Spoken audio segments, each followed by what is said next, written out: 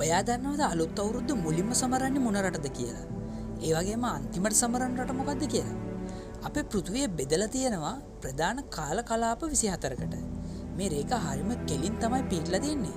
නමුත් සමහර රටවල් වලට එකම වෙලාවක් තියාගන්න අවශ්‍ය නිසා මේ රේඛා යම් ප්‍රමාණයකට හැඩය වෙනස් වෙලා තියෙනවා. මේ රේඛාව තමයි අන්තර්ජාතික දින රේඛාව කියලා හඳුන්වන්නේ. අපේ දිනයක් මේ රේඛාවෙන් ආරම්භ වෙලා නැගෙනහිරින් ඉඳන් බටහිරට තමයි ගෙවිලා යන්නේ. අපි දැන් මුලින්ම හොයාගමු මේ රේඛාවට කිට්ටුවෙන්ම තියෙන රට මොකද්ද කියලා. මේ හැංගිලා තියෙන රට තමයි කිරිබති.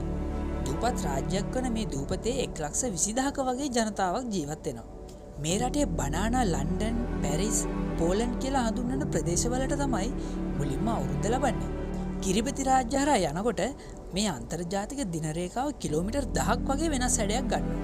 මේකට හේතු වෙලා තියෙන්නේ මේ රේඛාව මේ රටේ දූපත් මැද්දෙන් ගියොත් එහෙම මේ රටේ පැය 24ක වගේ වෙලාව වෙනසක් ඇති වෙන නිසා. කිරිබති රාජ්‍යයට පස්සේ පිළිවෙලින් නවසීලන්තය, ඕස්ට්‍රේලියාව සහ ආසියාවට අවුරුද්ද උදා වෙනවා.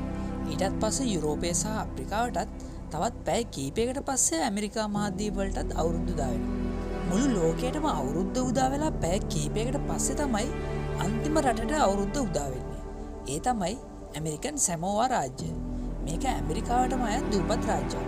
මෙතන තියෙන අමුතුම කාරණේ තමයි මේ රටේ ඉඳන් කිලෝමීටර් 70ක් දුරින් අන්තර්ජාතික දින රේඛාවට එහා පැත්තේ තියෙන සැමෝවා රාජ්‍යයත් අතර පැය 24ක වගේ වෙනසක් තියෙන එක. කෙනෙක්ට ඕනේ නම් සැමෝවා රාජ්‍යයේ අවුරුද්ද උදාව සමරලා බෝට්ටුවකින් හරි ගුවන් යානකින් හරි ඇමරිකා සැමෝවා වලට ඇවිල්ලා ආයෙත් අවුරුදු උදාව සමරන්න පුළුවන්. ඒ වගේම ඇමරිකාවටම අයත් වෙන බේකර් සහ හෝලන්ඩ් කියලා තවත් දූපත් දෙකක් තියෙනවා. ඇමරිකන් සැමෝවා දූපතට පැයකට පස්සේ තමයි මේ දූපත් දෙකට අවුරුදු උදා වෙන්නේ. ඒ වුණාට මේ දූපත් ජන ශුන්‍ය දූපත් නිසා මේ වෙලාව අවුරුදු සමරන්නේ ඉන්නේ මෝදු පක්ෂීන් විතරයි.